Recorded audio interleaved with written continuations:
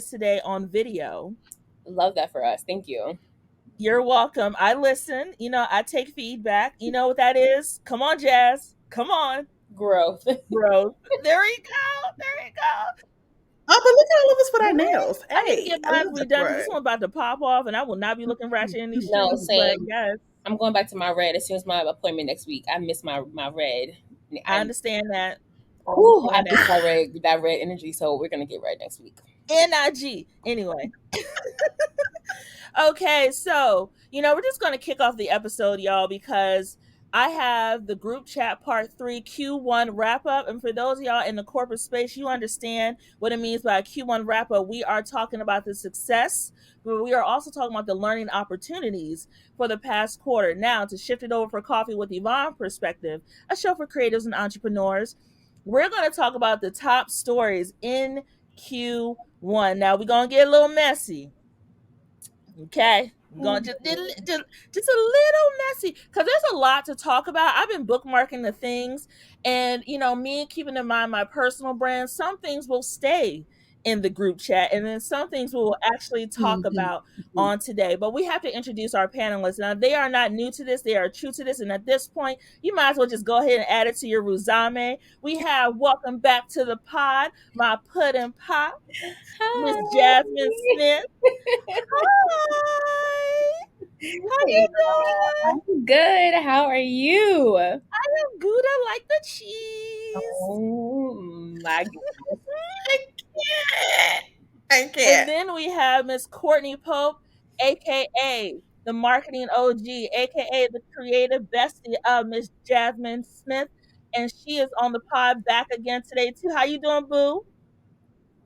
I'm good. I'm good. I'm ready to dive in, honey. I saw the Wow. list and I was like, oh, we're Oh, we going are. We're there. going there. So We all have our hoop earrings in today. I love that for us. Hoop earrings. Stand up, stand up, stand up, stand up. Do we want to do your bios or shall we just jump right into it? What's the tea? Ooh, I mean, I love hearing about the great things that we're doing. So I'm always going to advocate for a bio, but we have a lot to dive into. So I feel like we can hop right in. If the girls keep Okay. listening and popping in, you know what they it know is. who we are by now. They should know who you are. The girls can Yes. Google us. Yeah, Okay. Google is free and LinkedIn, please check out all the accomplishments that these wonderful black women have accomplished because the list is long and the CVS receipts are here. Okay, let's go ahead and dive into these topics. Where shall we start? Let's start with the one who's Woo. Girl. Mm-hmm. yep. Mhm. Let's talk about Mm. Diddy. So let's give a high level overview first. I'm so corporate at this point. I don't know where it stops and where it ends. But let's give a high level overview at this point. Diddy Mm-hmm. and them lawsuits have been shaking up the timeline since November.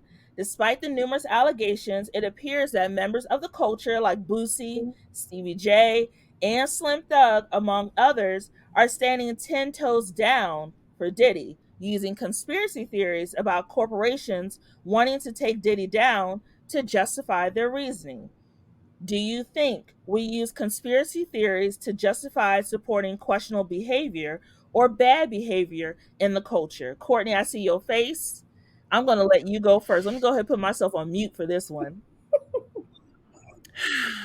Oh, Sean. Sean, can I call you Sean? I'm calling you Sean because your mama call you Sean. Is mama Sean, even play? go I'm ahead going to and go and log off play. for me, babes. Go ahead and log off for me, babes. You're done. I think what we are seeing right now is a sort of reckoning, if you will, perhaps even a boomerang effect from the Me Too movement. I think we started, I think when the Me Too movement first hit, right, we were seeing a lot of emphasis and focus simply on Hollywood. Producers, directors, people who run studio houses, all the things. They were getting all the smoke. And it seemed like hip hop and that community kind of just floated under the radar. And then we started seeing tricklings of it first with, Russell Simmons. Then from that Russell Simmons conversation, it brought up the questionable behavior of Dr. Dre. And we were starting to get kind of like a bit of like a trickle effect of people kind of like being called out on their things that have been whispered about amongst the community for years. Then you have Miss Cassie kick in the goddamn door, and the floodgates are open, and it became a free for all for us to now have a larger conversation, not just about Sean, because I'm not calling him Diddy, Sean, and his questionable behavior, but the other people that are also in his circle that not only were either in the room and participating in this questionable behavior, but also enabling his behavior or looking the other way. And I think we've gotten to this space now as a society and as a people where we can no longer look away. And I am thoroughly annoyed at the fact that we as a people, and it's not just a Hollywood thing and people of power, this trickle downs into the community even when it comes to familial relations. We have this tendency of wanting to keep things hush hush, wanting to sweep things under the rug, wanting to, sort of present this united front as if we don't have our issues and things like that. And I think conspiracy theorists and conspiracy theories is one way in which we try to, not even we, let's be clear, Black men, uncles that are not with the times, that have also done their own questionable behavior, that come from a generation of where women don't necessarily use their voices or feel like they have voices, and they feel threatened in some way that their sense of normalcy is now going to be no longer. Of then trying to make it like a Black community thing, a the man thing, a they're trying to take a Black man down. We have to be united front. I'm not going to be a united front about no mess. Okay? And I have to say allegedly because I think that where regardless of my opinion, everybody deserves their due time in court to, plead their case, plead their innocence, and the chips will fall where they fall. However, the consistency of these allegations are reverberating loudly. Okay. And you can only try to keep people on mute, but for so long. And I think the not only are the allegations reverberating, the silence of the people who was calling you brother, sister, and all of that, who have yet to say anything or come to your aid, is even louder. And I think that's enough to drown out into this ridiculous kind of like conspiracy conversations that we're seeing. Stop it. Just because you've reached a certain stature, just because you are a figurehead within this community, does not mean that you are beyond any sort of reproach. And I think we have to cut that out immediately. Two things can be true. It can be that somebody is a pioneer, has done great work, has done great things in their respective fields, and they're still a shitty person and have done questionable things. Those two things can still exist. And I think we need to get over the idea that when somebody has done something, that is supposed to negate all this other mess. So Jazz, aka Puddin Pop, Kourtney, she's already laid out the dinner table, and at this point has already started serving dessert. What do you have to contribute to this? Like, what are your thoughts about the whole Diddy, Sean John, his mama named him Clay, I'm gonna call him Clay, allegations that are still happening in the culture, and the excuses that we're still making for this kind of behavior? Yeah. No, Kourtney said, "Hey, I have a table prepared for all of you to sit at and eat. So no crumbs, no crumbs." I completely agree. I do agree. I think just in a lot of spaces and places, there is a reckoning. I think there is a lot of light being shed in dark spaces. And I think there is going to just be more that comes to the surface. You can only hide things in the dark for so long. When Kourtney was talking, the first thing that came to my mind, and I'm so glad I didn't unmute myself, was like this scene from Barbershop when Such an Entertainment, he said OJ did it, and I just was like, yeah, that's really what it's giving. I think we all know what we know. We believe what we want to believe, and I think the conspiracy theories echoes how people choose to stand with someone, even though they know it's wrong. Like the idea, like you said, Kourtney, around people just want to tear a Black man down. He set his own altar, and he's gonna fall. Mm-hmm. And so I think the Mm-hmm. one thing that you said that I really agree with is that the silence, how you choose to respond to certain situations, speaks so much louder whether it's by silence or it's by speaking out. Like it goes and people notice. People take notice of who stands and supports what and who and when. The timing of things matter. Like all of that is into consideration as far as our community. And so I think there's going to be much more. And the fact that this man, I mean, just in general, once Cassie unearthed that document, the fact that this man ran away to have the Department of Homeland Security to have Mhm. government officials raid your home and you skip out, you dip out, and your kids are still there. Like that is a very intentional type of raid. That people just aren't getting like those Mhm. things take time to muster up. So it's just not by happenstance that this was methodical. This was Mhm. planned. This was like so. Yeah. I think we're gonna see a lot more of it. I think the conspiracy theories are crap, and I think a lot of times some, not all, but some black men like to leverage the "we're all being attacked" narrative when it can probably serve them. And I think that they forget that a lot of us are so much smarter than they realize. And a lot of us don't say a lot of things. We observe a lot of things. And 2 plus 2 does equal Mhm. 4. The math will math. And so yeah, I agree with everything Courtney said. There's a reckoning happening in culture across different arenas and spheres of influence that like enough is enough. So yeah. Yeah. I think you touched on something too that I think people are glossing over is like that level of organization that happened, that raid in itself, something that somebody had kept saying is like they don't come knocking at your door, kicking down your door and everything like that unless they have like Yeah. found something that they feel is like worthwhile of like And looking into. This wasn't necessarily like a mhm. warrant where they're trying to like No, fish for no. something.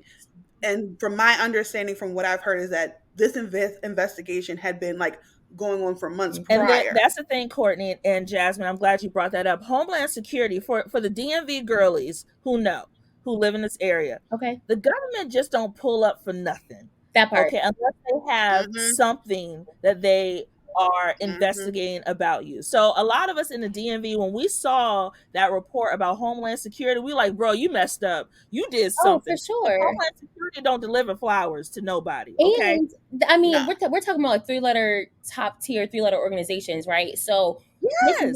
this wasn't just some like, okay, y'all, okay, so next week schedule the raid. Like that's what I'm saying. That level of intentionality, that level of methodic planning and like you've built Hmm. up enough receipts and enough case to do this. Yeah. So the fact that people are even still trying to justify and keep this narrative, I'm like, y'all are literally intentionally choosing to have a blind eye when all But of when have we Hmm. the not had a things blind eye as a culture? When have we not have a blind eye? Mhm. Because Hmm. and I don't want us to stay too long on this because we have other topics we have to For sure. cover. But when we think about Cosby, we have turned a blind eye to that because we all love the Cosby Show in a different world. When we think about people like R. Kelly, they're still stepping to the name of love at a lot of family cookouts, despite the number of things that have come up and have been prosecuted against him about the things that he has done for a number of years. We are turning a blind eye to Trey Songz. Oh Lord, I forgot Things about have that come up name. about Trey Songz. Okay. Tremaine. I forgot about Kiki Tremaine. Palmer Tremaine. even said it herself. She alluded to it, I think, when she was on, what was she on, the Wendy Williams show when that was still on? But No, I think it was the it Breakfast was either the Club. Breakfast Club or Wendy show, one of them two platforms. But we have Hmm. always made excuses in the culture because we want to, more importantly, always protect black men or feel like we're under attack. Sometimes we Hmm. just have really bad behavior, and it's not enough money or Hmm. power that can excuse it, but we use money and power to excuse bad behavior and to sweep things Hmm. under the rug. Yeah. At that level, they always want to make an excuse that someone was trying to buy something or up the culture, and then here come the feds. No, you were just a trash ass Hmm. individual, and it's always been proven. If we look Hmm. back at making the band, y'all, if Ooh, we girl. look back The way and making the band, the way he made them walk for that cheesecake should have told us something that's children when we were children watching the Yeah. show. But anyway, thinking through with Diddy, Sean John, whoever he is right now, um, This is not Remember going when to he go was away. Love? Do you remember when he was like, "Call me No, Love"? that was strategic too. And I don't want to dive too much into it, but I feel like that whole changing the name of Love thing was a strategy move because Diddy don't do nothing Oh, 1,000%. without a purpose behind it Let me or tell a you marketing something. tool for I himself. I remember this is how you know I'm churchy. I was like, first of all, the only person that is Love is God. I don't got time to be calling you Love. But I was screaming. I was like, Love? Did he really? Did he? You? Sean Combs, Puffy Dad? Like, you had too many personas. Please, sir, figure it out. Yeah. The only thing he should the only thing he should Sean. be showing love to is the courts at this point because he about to get prosecuted. Okay, so Uh, allegedly, sorry, allegedly. And I'm gonna sip So my tea on this one. thinking about our next Dang, I topic, didn't even get we're all familiar with Good Times, right? Of course. With you. Penny and Mm-hmm. Pepper. Kourtney, take a deep breath. So recently, and I believe the new series dropped yesterday on Netflix. Recently, there has been a reboot of Good Times. Now, JJ Evans and all of them have moved on as a whole new generation. And the animated series received mixed reactions across social media when the trailer dropped. The Root reported on this, but the series follows a new generation of the Evans family as they thrive and survive in a housing project in Chicago. The star-studded voice cast includes J.B. Smoove, Reggie Evans, Yvette Nicole Brown, Jay Farrell, and our own baby, Marseille Martin, our internet baby. And the baby, a drug dealing baby, is another character who is voiced by Gerald. I'm sorry, I don't have the name up here. My apologies. But anyway, there's a drug dealing baby who's also part of the cast. Please note that Stephen Curry and Steph MacFarlane are noted as EPs on the show. The question is, team, are TV shows like Good Times, the reboot, a bad reflection of Black culture, or are respectability politics still holding us back from full creative freedom? Jazz, I'll let you have this one first. I don't like reboots. And I'm just really irritated with like I just don't like okay, let me try to get my words. I really don't like when people let's leave a really good thing be a really good thing. I think shows like Good Mm-hmm. Times, shows like there are certain shows that are just nostalgic and good, and the original series still works. You know, we can catch all the original episodes. I think like you can still watch. I just have such a love hate and mainly hate relationship with reboots. I just do not think honestly this might sound mean, but I think a lot of times when reboots happen, I feel like a part of me feels like it's lazy. Like I don't see especially to take the same thing. I could understand taking like the basis around okay, it's a family in low income housing. It's the but to have the same exact show, the only difference that is animated, like I just y'all keep the good as it was. Like I just have such a disdain for reboots. And oftentimes reboots are not good. They're just not. You know why? Because you could have kept the original as the original. Like Now, wait, I do have a caveat for that. There was one reboot that I admit is really good. Is Bel Air. okay, now Bel Air, I watched Okay. Bel the Air first as a season of Bel reboot Air. is pretty good. I watched first season of Bel Air. I'll be honest, I haven't watched the second season yet, and mainly because I was like, oh, okay. Like I just it's one of the I watch a lot of TV and I consume a lot of entertainment. So to me, I'm like, oh, okay, it's nice. I can always go back to it. I do think the reboot was great, but that even in that Mm-hmm. reboot, the dynamics were felt different. Like the energy felt different. I just something about reboots just bother me. So to your question, because I entered off in a tangent and I apologize. Tangents are fine. Tangents are fine. I just think they're not a bad reflection of Black culture. Because the reality is there are people who live in low income housing. There are people who these stories are true for for some people, and I think every story deserves to be shared. I think what bothers me is when we don't have enough of a balance to offset these reboots. So, for example, there was a show, and I'm blanking on the name, but I think it only got one season. It was on Peacock, and it was like four friends that it was like three guy friends and a girl, and they were just like living in. It was a really good show, and I'll try to Google Are search. you talking about Grand Crew? Yes, Grand I Crew is love Grand Crew. I Grand love Crew Grand Crew. a great show, and I think it's positive. It was they talked about certain things and It topics. was our Seinfeld. It was It a was our show about topic. nothing, and it It was was just a great. vibe. It was vibes, Yes. and they touched on certain topics that felt good to the culture. And it only got one season, and I think a lot of times, oh, 2 seasons, okay. So I think a lot of times we overlook just like really good TV as corny, and then we reboot certain stuff that doesn't need to be Mhm. rebooted. And I'm like, y'all are missing out on really good Mhm. entertainment, like really good shows out here. But because culturally, it's quote unquote corny, it gets overlooked, and so yeah, I don't think it's So, a bad reflection of culture. I just think mhm. we don't we just choose to lean on certain narratives, and we can share more. And So here's the question about that though, because if you notice, two things: the Good Times reboot has a drug dealing baby on it. That is something that does bother me. that's But another thing is too, if we think about shows that have been successful in the past 5-ish years, shows like Power, BMF, the Power universe in general is highlighting and promoting like low income drug culture, hustle culture, this that, and the other. Those seem to be the shows. Oh, and Snowfall is mm, another one.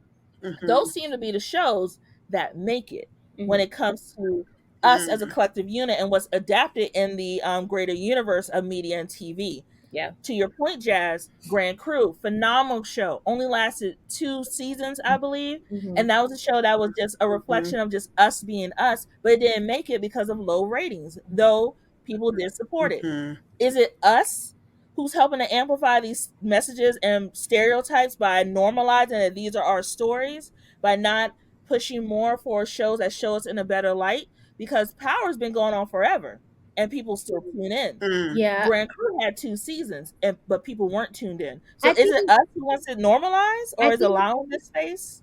I think partly us, but you also have to realize too that a lot of people who are producing these shows, um, like there I think too that I think it's a lot of nuance. I think a lot of it is just awareness. Like I think as a culture we don't realize that there are a lot of good quality TV happening off of these mainstream networks like Peacock and ABC and NBC Family. Like there are a lot of good shows, and a lot of people are still very much adopting their own network, trying to build their own platforms for us by us type of energy. So like you have the All Black, which had really good TV, like TV shows. You had things like Issa Rae's media company is producing other shows on HBO or Max. So I think a lot of it's just an awareness issue. I do think part of it is we enable and perpetuate these similar narratives all the time. So people who are in these boardrooms who don't look like us will back and fund shows that we quote unquote support because there's no one else saying that's not our full story. So I think a lot of it is awareness. I think a lot of it could be a matter of we're catering to what's already worked and what's already been done, so we don't step out with innovative ideas and scripts because people might find it corny. People might not take it seriously. You might get low ratings, and that show wasn't promoted well. Like speaking of Grand Crew, like that show wasn't promoted well. So had it been under maybe like Hooray Media and it got on Max, it might have had a fighting chance. I just think there's a lot of nuance to it, and I do think it is partly us. We continue to push this narrative forward, and I think a lot of it is awareness around where people go for good TV. But at the same time, I think we're starting to break out of that. I've seen creators on TikTok, for example, just do TV and film reviews. Black women, Black people are being like, great show, not a great show. Like, so I think the piece of the creator economy and working with content creators to help get that awareness out is something that's starting to happen more fluidly, which could hopefully break out that monotonous storyline that like we've seen it all, we've done it all. Y'all been telling that story since the 90s. You know what I mean? Um, so yeah, Now, that's, Mhm. okay, but just wanted to share that too. you made a lot of great points. Now, Kourtney, your face has been sending me this entire time because I know there are things swirling around in your head. So, do you think the Good Times reboot is a bad reflection of the culture, or do you think we are too deep into respectability politics when it comes to how we're being portrayed? Um, you know, y'all could have kept that and gave me my season 2 of Lovecraft. Okay, I'm still sending 10 toes down on Lovecraft and season 2 in the way y'all just cut her down like that when we was really giving black sci-fi fantasy great storytelling, great costuming, great references, cultural things, all of the things, like definitely giving me like the sci-fi effect on like what we see in Atlanta. Y'all could have kept that. And here's my where I really take issue is it kind of hurts my soul to know that Steph Curry is a part of this project. It really does. Um, it does not surprise me that Seth MacFarlane is on something like this because this seems to be right up his alley of what he thinks is funny. So I'm not surprised that that's when he views our community, that's what he thinks is funny. At all. It just tells me a little bit more about him and his typical kind of like fratty, broy, raunchy comedy stint, body odor stint. Yeah, I said it. Um, but I think here's the thing. I don't think it's a respectability politics sort of thing because Good Times, the original, right, told a story that was very familiar to us as a people of this low income family. I don't care what family you look across. We all have aunties, cousins, uncles, or whatever who come from that background. We might even come from that background ourselves. But what made it work is that the characters themselves were people that you saw yourself in, you saw some of your family members in, and in spite of their low income status, there was still a level of humility, class, pride in these characters. You know what I'm saying? Like it talked about real issues and real things in a palpable way. You fall in love with these characters and you saw a people that in spite of their circumstances were still thriving in their own way. So to now cut to a new generation of the Evans and it seems like you've thrown almost every caricature of blackness that you could think of into a pot, mixed it together, no seasoning, because let's be clear, Seth MacFarlane on this project. And then are like, and here you go, and served it on the platter, is it's a little tone deaf, especially in 2024, just because it's like where is the human element that made Good Times work? It's like in spite of their circumstances, these people still went to work. These people still loved each other. They built a community, had their own community for themselves, helped each other when they could. Like that's the stuff. You know what I'm saying? Like I feel like reboots, if not done well, take a lot away from the originals, dilute what made it work, or sometimes just like it's very clear you like completely missed the point, you know? And I think too of like the fact that there was nobody in the room that when they sat down at this first table read and there's a drug dealing baby didn't say like, walk me through this. What's his purpose? What is he what is this supposed to represent? What is he, like what is he trying to what are we trying to portray? What are we trying to say about this community with this drug dealing baby? And the fact that I'm even saying drug dealing baby in a But that's sentence is wild.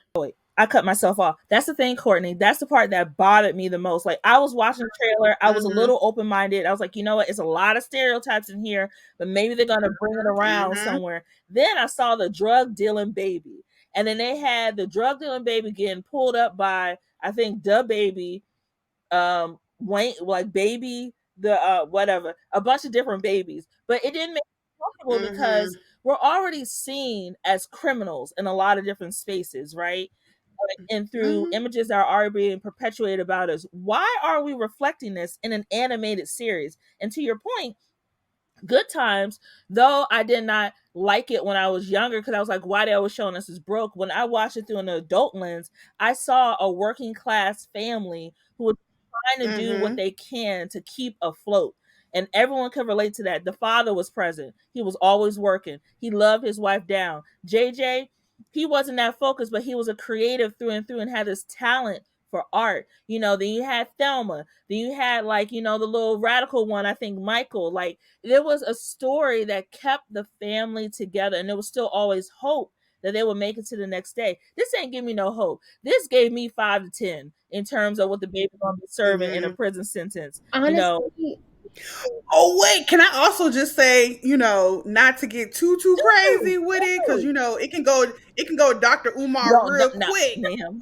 But what message are we saying when we are now criminalizing our black children? I mean, it's giving the prison pipeline. That's what it's giving. It's giving very much the school. I think when I was looking at the article you sent over, just seeing people's reviews and thoughts about it on Black Twitter, I think that's the thing.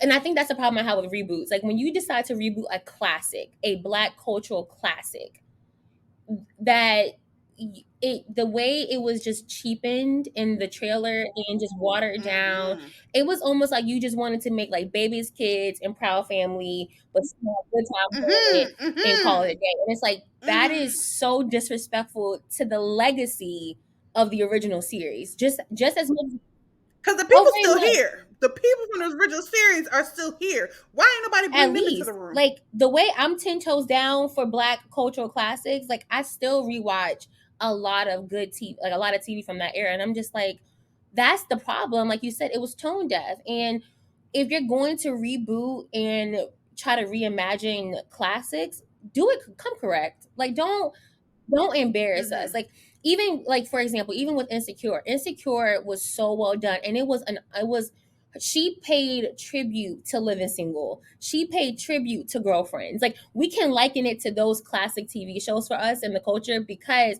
she had a very unique spin on it. It was culturally relevant for when the show was aired.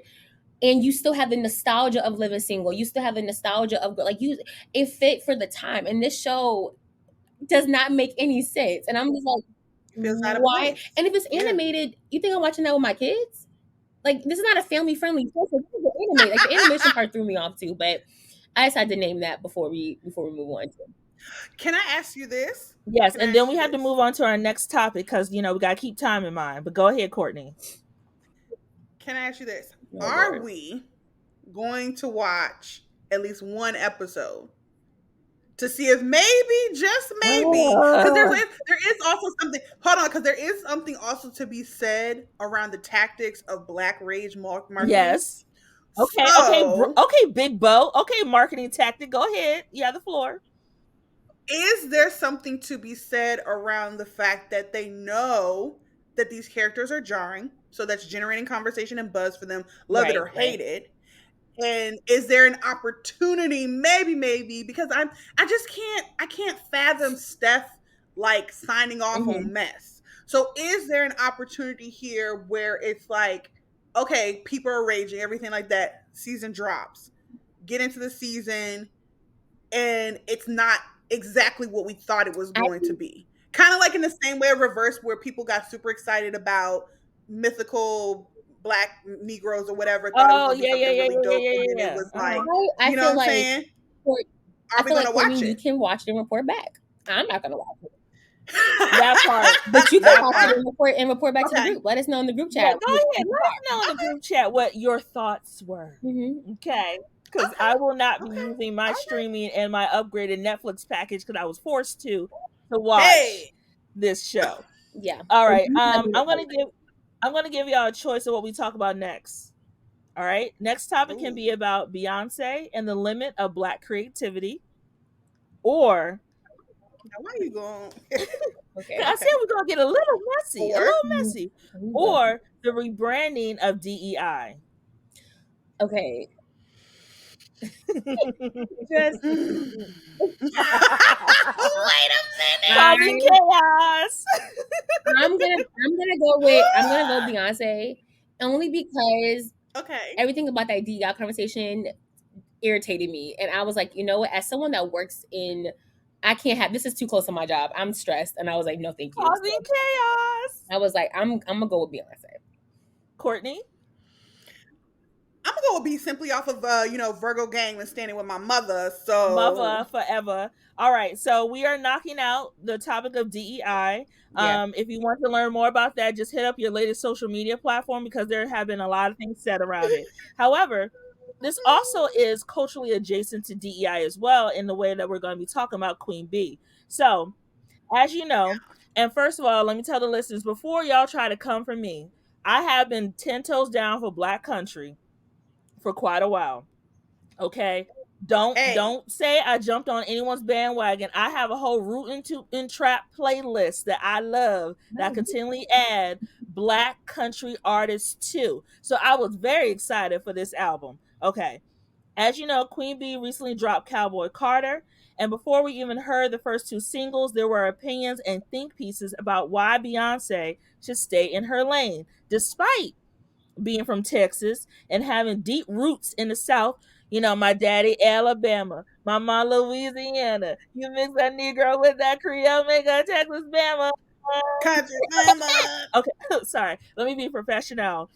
She has not, Kourtney, please. Sorry. She Okay. has Sorry. not Sorry. received a Sorry. warm welcome from the country community. However, artists like Miley Cyrus, who is featured on the album, Justin Timberlake, and Post Malone, who is also featured on the album and sounds sober, um, have been able to explore traditionally Black My God. genres to critical acclaim. Ooh, you know what? I'm so glad Okay, you. let me finish the Hey, question. Let me finish the question. I'm gonna let you Let me cook let me because they cook. love to Let me forget that. cook. Come All on, right. come on, come In on. your Throw the seasoning. Go opinion, ahead. why is there a resistance to welcome Black artists into Mm. spaces outside of what is commercially acceptable, despite being the trailblazers for that genre? Kourtney, I'll let you have first. First of all, you can't welcome us back into anything that when the part. root of it is That black, part. baby. Black. Any genre of American music that, if you want to get down to the nitty gritty of it, is rooted in blackness, period. And there is a long standing history and receipts, CVS link to be exact, of us seeing the whitewashing of black voices across all of these genres. And the fact of the matter is, I'm so glad that you brought it up. The way that it is so easy for our white counterparts to kind of just dip their pinky toe into the black pool, and they want to be cool, and they want to put on the chain, and they want to put in the grills, and now they want to twerk, and now they want Metro Boomin on the beat and all of those things. And then when they're done with it and they're ready to return back to their roots, air quotes, now they want to be in the wilderness with their guitar and their little shag carpet jacket on, and when my mama this and my daddy Or that be and a man in the all of these woods, and that things. album flopped anyway. Be a man in the woods, And I love okay? JT, but that album was terrible.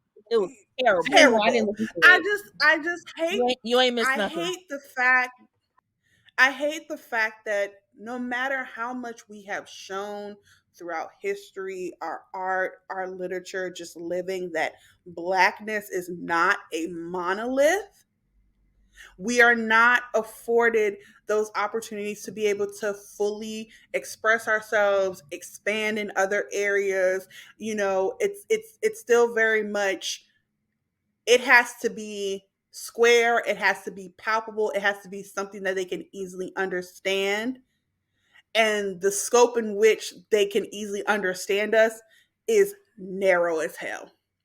And that all the other folks are able to grow, expand, express, experiment, and they can just come and go as they please in and out of our communities, in and out of our music, in and out of our spaces, is wild to me, especially when you think about the fact that, like I said in the beginning, blackness is all throughout this country. It's all throughout our literature, our music, our language, our way of dress, what is cool now, and how they conveniently now want to kind of rebrand that as Gen Z language. There's no denying it. And the fact that Beyonce has always been intentional and very clear about her roots. If you look throughout the entire catalog of her work, and this is not me trying to stand because I enjoy Beyonce. Some would even say that I'm a Beyonce fan, not a stan because y'all crazy. Let's be clear. There's levels to this. I am a fan. What I appreciate the most is her consistency. And if there's one thing that she has always been consistent about, is two things. One, her Black Southern roots and respect to country and everything like that.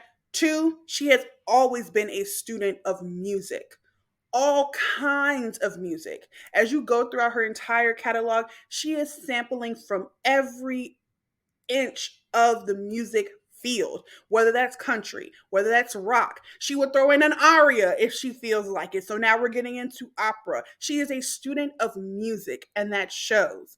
And I think it's almost comical that you all don't even think, because you're so much like, if it's white, it's right, to even do the math when the math is not mathing. So Beyonce can't be in music, but Keith Urban, who is from Australia, You don't can be even in go country here. music. You don't even go here.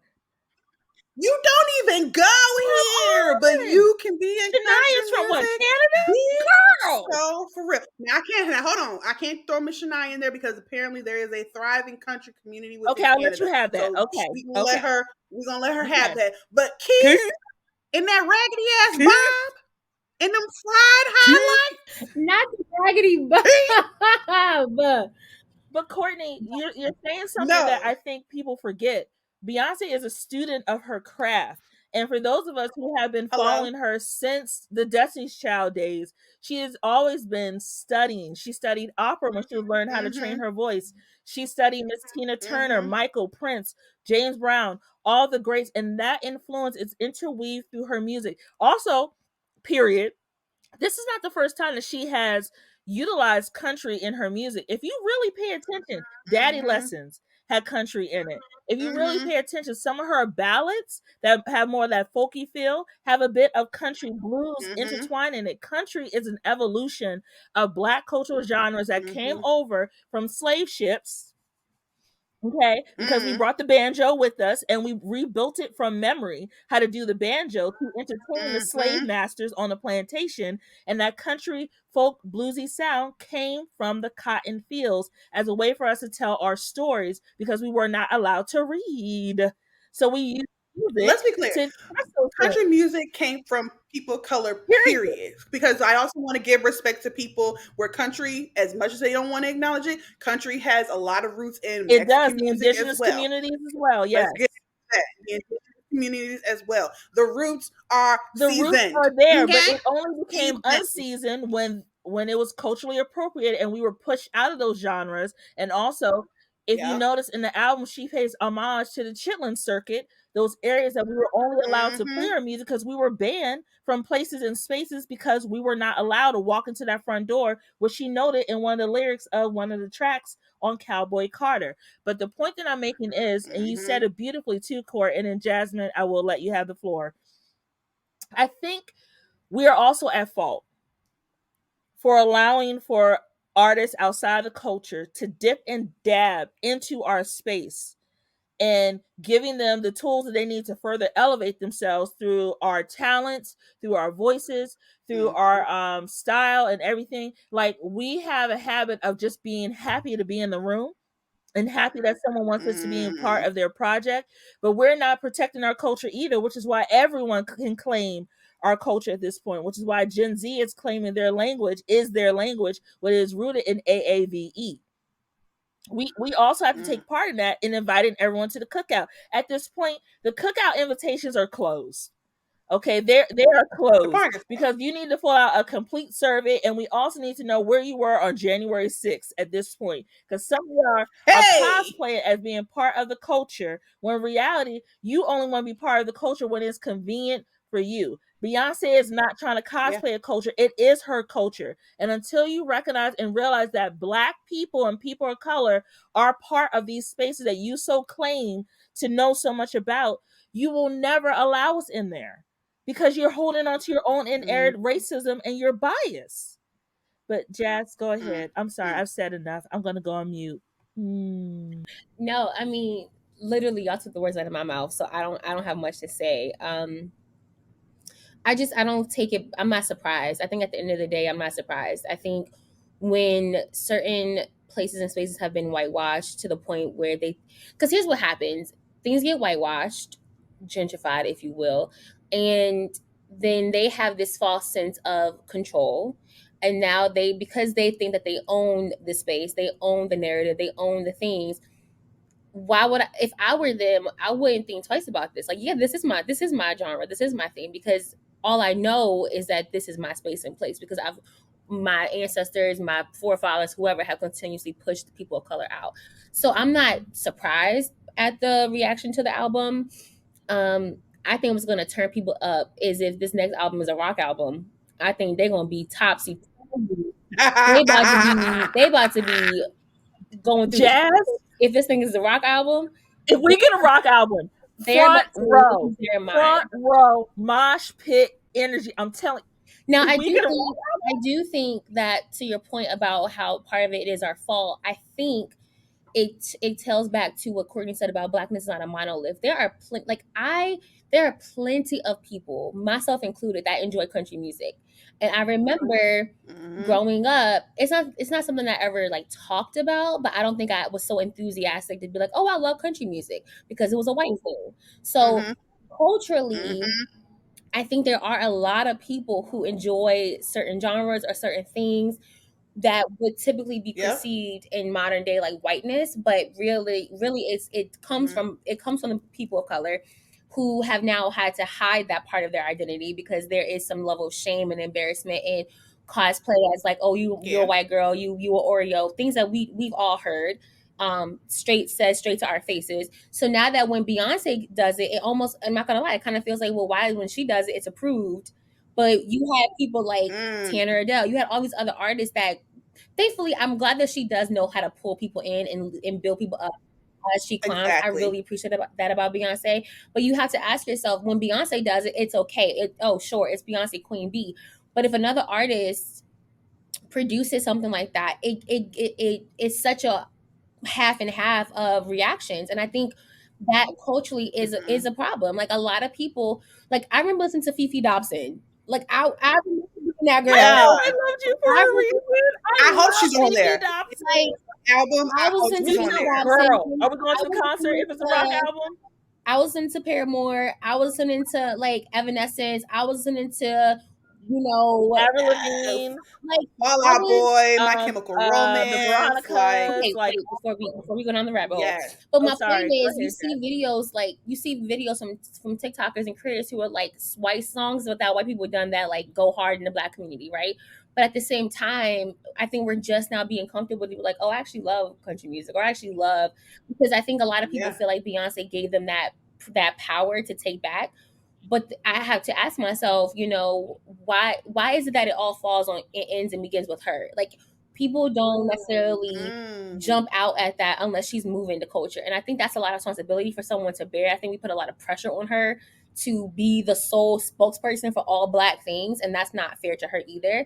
So, yes, as much as things are being whitewashed, I think a lot of us in our own cultural spaces and how we grew up and how we were raised and we're in our environments have had to hide parts of our identity to say, oh, I do like country music, or I do enjoy this, or I do enjoy that, because all of a sudden it's considered white when in reality it's not even rooted in whiteness. So yeah, And that's what and I you know got. what? You brought up a point too. So it's also a flip, right? There's gatekeeping by those in white spaces who think that we should stay in our lane, and there's also a flip on the other side with our own culture telling us what lane we need to stay in because of their own personal comfort, right? Mhm. Like rap music all day long. You could go hard in the paint for rap. I know some people who love rap music, but I've caught them vibing out to certain songs and they try to hide it or be like, oh yeah, that one song is cool. It's like it's okay to like other things, right? Because like, for what you brought up, Jazz, I love Fifi Dobson. I loved her in high school. Like, Stupid Little Love Song, one of my favorites. Don't Let It Go to Your Head. I have the CDs still at my mama's house. Evanescence, same thing. But I had to hide those parts of myself because I was called Mhm. Oreo in school. I was being called white girl because I wasn't up on all the hip hop trends, but I liked other things. So I do think Beyonce is carrying the weight of the culture of saying this is what is acceptable, these are the people you should have been following in the first place, but it's also our own weight of releasing us from the idea of how we limit our own version of what Black is, Oh, for you sure. know? We don't want our Black card Mm-hmm. revoked. So Right. we shape Mm-hmm. shift. Can I also say Mm-hmm. this Yes, go too? ahead, Court. I think to Jasmine's point, yes, there is a lot of weight put on Beyonce to carry and be the voice of Blackness. However, I will also say that as much as there's like us on the flip side, people within the community who are kind of like gatekeeping like what is and isn't Blackness or whatever, dare I also say that there is some responsibility to be shared around Black media outlets as well that are filtering what we're Um, consuming Shade and their Room, lack of Baller Alert, Hollywood representation. Unlocked. I'm not even, let's get into, I'm talking about Essence as well. Oh, we're doing that today? Oh, we're doing that. Okay, go ahead, Kourtney. We're doing that. I'm talking about our essences as well. I'm talking about our ebonies and everything like that because I guarantee you, prior to a co-sign from Beyonce or whatever, they weren't posting about mm-hmm. Tanner. And Tanner's song "Buckle Bunny," I'm a which buckle Man, is a bunny. not Hey! buckle because I bop, see her on my feed. The algorithm knew to send me her. I was has like, been has Okay. been going viral. Has been going viral multiple times for yeah. months now, since back in Mm-hmm. 2023. Mm-hmm. So, Did you? Are we not talking or about let's like also talk Britney about the fact Spencer? we have made, Oh, go ahead. Okay. hold on, or let's also talk about the fact that you have these major opportunities on different shows on BET where you have thousands and thousands of people now tuning in, right? Like your BET awards and everything like that, and you fade out the up and coming artists or their performances aren't even aired. So what is the Mm-hmm. point then? If they're only being heard by the people in that room and you have an opportunity to literally turn the mic on and amplify their voices now to the thousands and the millions of people who are streaming and watching. Let's also talk about that Yeah. practice. So I would also say that like it is a community thing for us too. I think it's a generational thing as well because I remember growing up and I loved My Chemical Romance, and I had my mom come into my room and sit me down and ask me if I was Your okay mama because did she was too? My mom concerned did about the my same thing. music.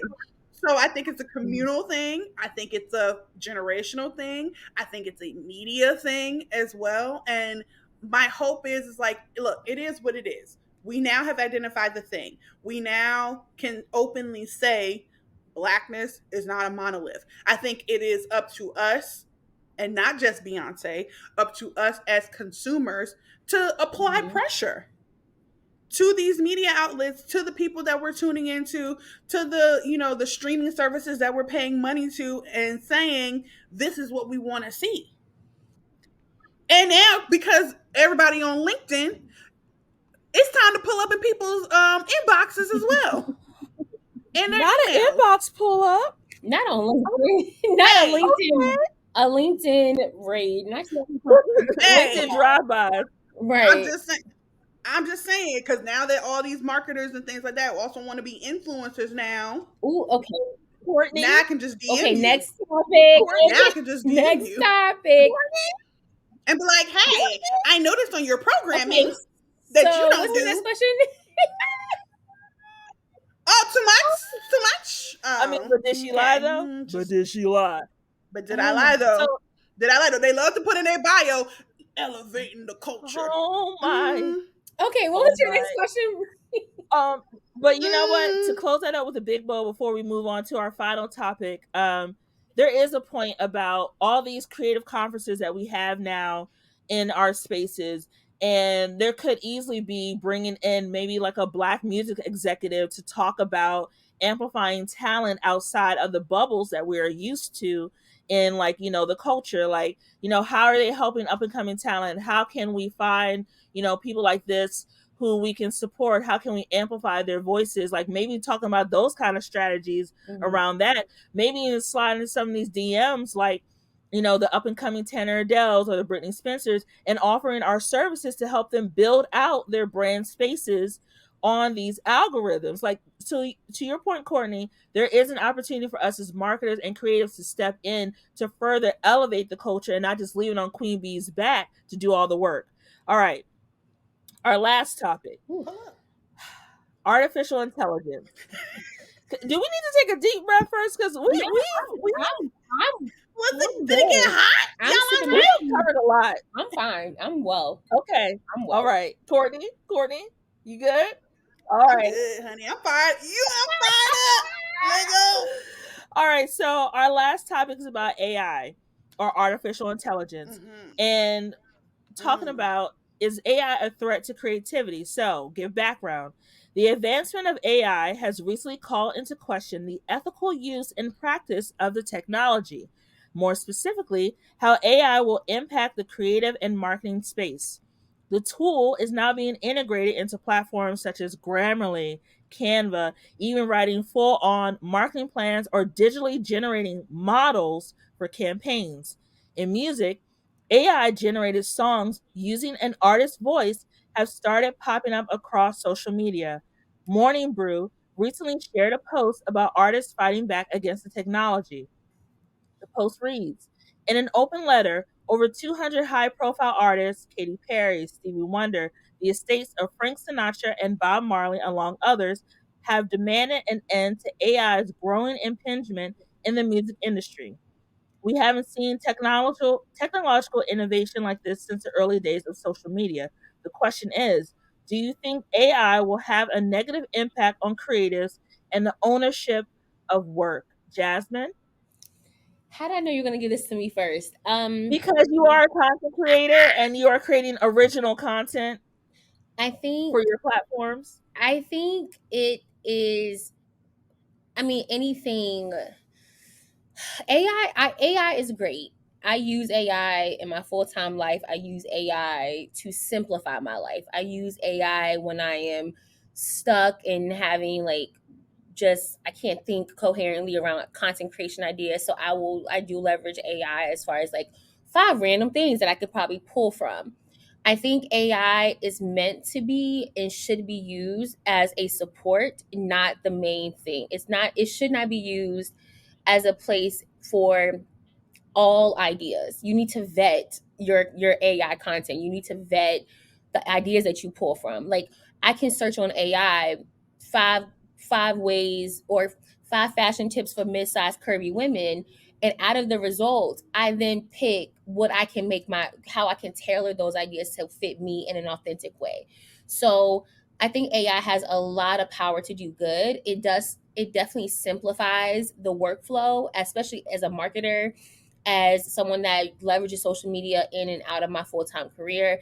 It helps just simplify the stream of the work stream 100%. On the other end, I think anything that's used in the wrong hands can have terrible impact, right? So there have been, even recently, like AOC saw images of her that were lewd and incredibly graphic that AI did. So whoever did those pictures used AI to artificially imitate those images. The thing about people using certain voices and I mean, AI has the power to do really, really good, but it also has the power to do really, really bad in the hands of whoever's managing that thing, right? I just want to name, like, we're heading into a presidential election. There's a lot of AI that's about to happen, a lot of misinformation that's about to happen, a lot of, so you have to combat the way people are leveraging AI for evil in a lot of ways. You have to combat that with more authenticity, more real in-person engagement, being able to be the person that comes on the camera and be like, hey y'all, such and such and such, or okay, so we're going to talk about this. Like, that's why I think it's so important to leverage when you can be in front of the camera, be in front of the camera. When you can talk, show who you are, so that when people do see AI that doesn't sound, act, or think like you, that's how people can know the markers of, okay, that didn't sound like Jasmine. That's not how Jasmine talks. The only way people in your audience will be able to distinguish the difference is if they know you, and if they don't know you, it's so easy to get caught up in AI. I think AI is really, really wonderful. I see it. I've worked in it. I've worked with it. I love what it can do as far as help me navigate content, help me navigate ideas, help me just have a space to brain dump or source information. But I never want it to be the main thing. And it shouldn't be the main thing. It should always be just as another tool in your toolbox to create valuable, meaningful content, another tool in your toolbox for whatever you find yourself doing, whether it's in marketing or whatever role you have. But to solely rest in the power of AI is very dangerous. And I think if you don't know your own limitations and how you engage with these platforms, like only you need to, I think you need to have a level of self awareness to say, okay, I have the power to manipulate. I have the power to really up in some stuff and shake the table in a bad way. So there has to be limits and boundaries. I also know that I can shake the table up in a great way. So AI in the right hands can do a world of good, and AI in the wrong hands can do a world of evil. It's not the tool itself, it's the person that's managing it. Same way we feel about Instagram and the algorithms. It's not the tool itself, it's the people who are managing it. It's the people who are not navigating these spaces and places well to the benefit of their audience. So I think people should just keep that in mind, that these tools are tools, not meant to be the main source of anything, but meant to help supplement how your workflow goes and how you create content from an authentic space and place. But if you don't have your own authenticity in lock, you unearth all the things that come with that, good or bad. So yeah.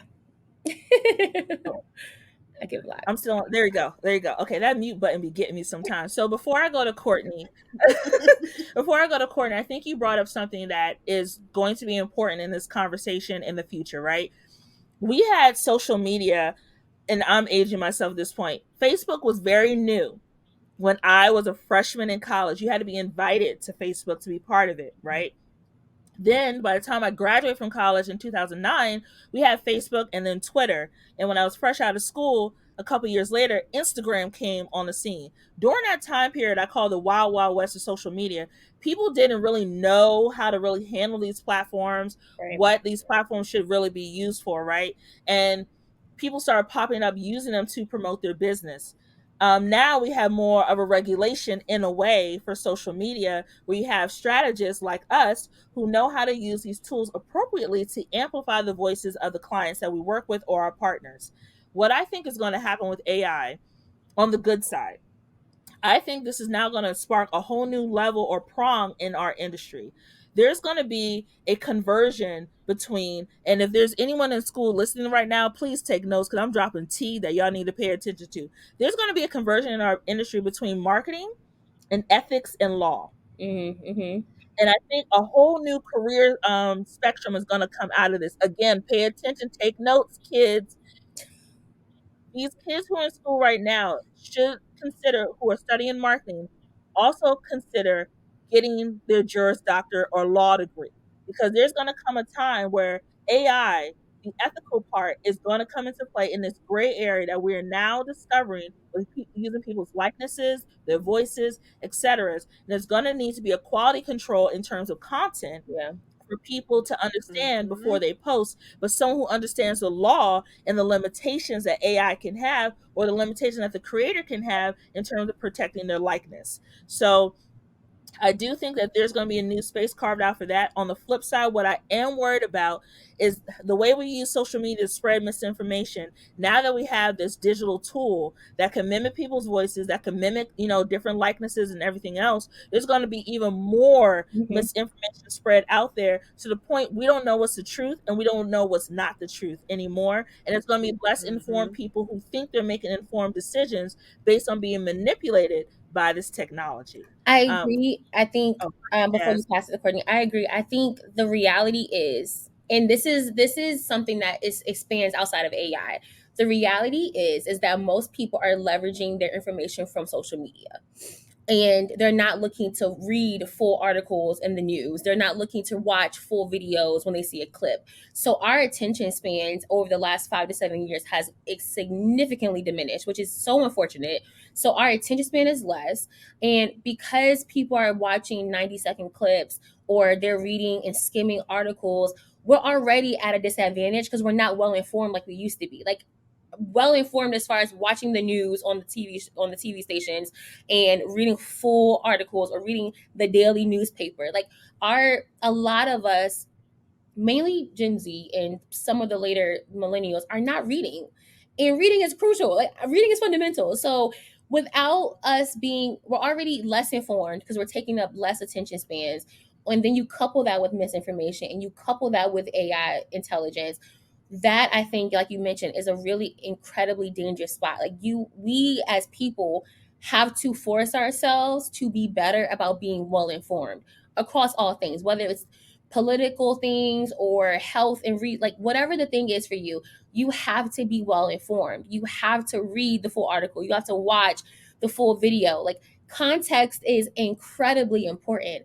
And so when you are just scrolling through and you're finding your information, your source from, oh, this TikTok video or such and such, that gives AI free range. Because if you're well informed and you're reading articles and information from across spectrums and across people's thoughts, and just getting a sense of not just what feeds me and what I like, but listening to the other person's perspective that might not agree with you, like, you got to be well informed in that way. I think what happened is social media is catering to what you're interested in, right? Like, so if I'm showing up and I'm watching our makeup reels, my feeds will only show me a lot of makeup reels. But to diversify your thought, you have to diversify how you're sourcing it. And I think that's just really important as a content creator, as someone that works in marketing, as someone that is trying to be as well informed as I possibly can. You have to diversify your thought. In order to do that, you have to expand outside of what just feeds you and feels good to you. Like, that's why I love when we get together, because we all have different thoughts and opinions.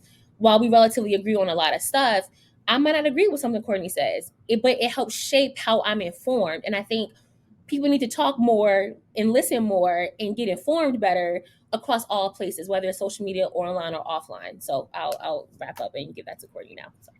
All right, Kourtney, let's wrap it up with a big bow. What you got, sis?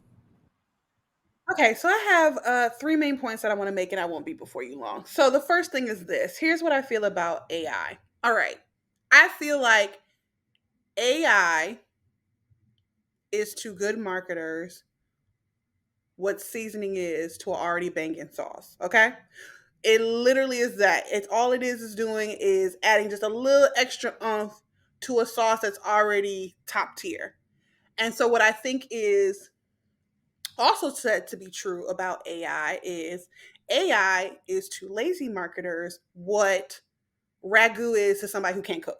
So, with that being And said, I think what we're going to start seeing is so with that being said, what I think we're going to start seeing is a clear delineation between the real marketers who know how to think, who know how to be creative, who know how to, pull threads through and do complete storytelling versus the lazy marketers who were already kind of just floating by, right? Okay. Very lazy, who are using AI as the main course when it's quite literally just like the role in the meal. Or whose toolbox was already empty, like Jasmine's toolbox analogy there. And I think we're going to start seeing people get caught up because we are already, just shifting gears to my second point, we're already seeing that now, right? With people using AI when they are being lazy and now they're being caught up, whether that's plagiarism, whether that's, thoughts that are clearly not their own, etc. You're seeing that now, right, with the kids in college and everything like that, and their articles or their assignments being flagged and everything like that. So I love the fact that we're seeing this like renaissance, if you will, of like music, retro, Y2K. When are we going to get the renaissance of reading? Because renaissance of reading needs to happen. It needs to happen immediately because it's fundamental. And I think we're going to start seeing that now more than ever as AI continues to grow, because of the fact that you have people out here who are solely, like to your point, solely getting their information from online. You also have people who are solely in their current roles and everything like that because of AI as well. We had a situation not too long ago. I'm not going to name no names, but there was a situation not too long ago with a beauty writer who had their position ripped from them, honey, because they plagiarized another Black woman's work and got called out on it. I would not be surprised if I had to do a little bit of digging. Is that that's when AI caught up to they behind, and they were using AI to write those articles, because you have larger digital media companies and everything that who want you to pump out 5 and 6 articles a day. The demand is insane for that. And then these articles, if we really want to get down to this, because I am a journalism major, are literally less than 350 words. That is a blurb, babe, not an article. I digress. Third point, I think Yvonne hit it right on the head. To all of our marketing majors that are in school right now, buckle up, okay? I need you to get in them books. I need you to head over to that law department and get your coin, because there's 1,000% going to be a correlation between AI and ethics, AI, ethics, and media, AI, ethics, media, and marketing. Because I don't even think a lot of marketing, or even, dare I say, journalism programs are even teaching things, something as basic as law anymore in these programs. And you need to know these things before you end up caught up. And now you're liable for some shit. And now you done slandered somebody. And now you're getting sued and you ain't got 2 coins to rub together, let alone a pot to piss in. So I am hopeful for the future of AI, for those people who know how to utilize it already. And let's be clear, those people are real marketers, real creatives, real people who are doing the real work. I am fearful for AI for the people, and let's be clear about those people, that is lazy marketers, ain't shit writers, and people who ain't picked up a book in I don't know how long. I'm very fearful for the future for those people.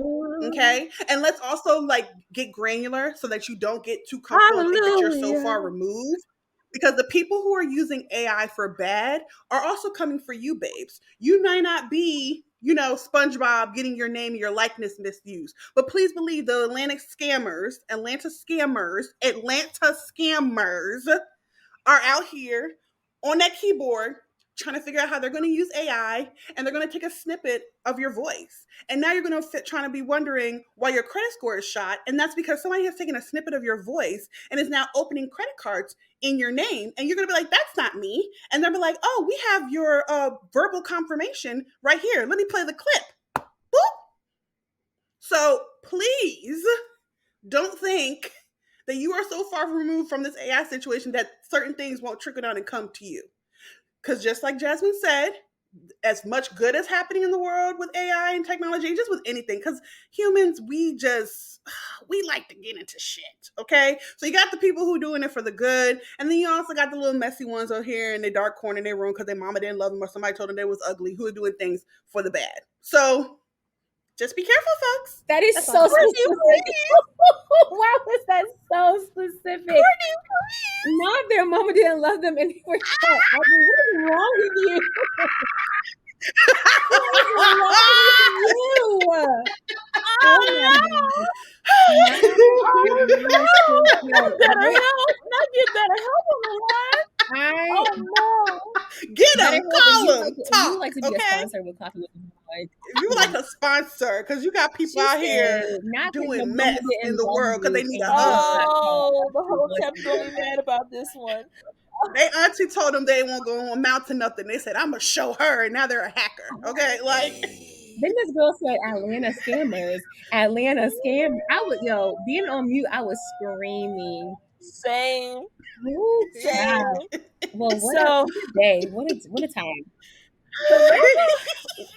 Oh, Jesus. Yeah. Yeah. Those are our topics. And I forgot to mention too, y'all, for those who are listening to the pod, we are testing video component for this episode of the podcast. So if you want to catch all the reactions, I will do my catch me in 4K, and if you don't agree with something, pull up. I will do my due diligence to upload this on my YouTube channel so you can watch the episode. But that is all our topics for today, y'all. And once again, I just enjoyed this group chat bonus episode because it is so unfiltered. And it's so wonderful to continue to have y'all as commentators on my podcast that has hit over 15,000 downloads.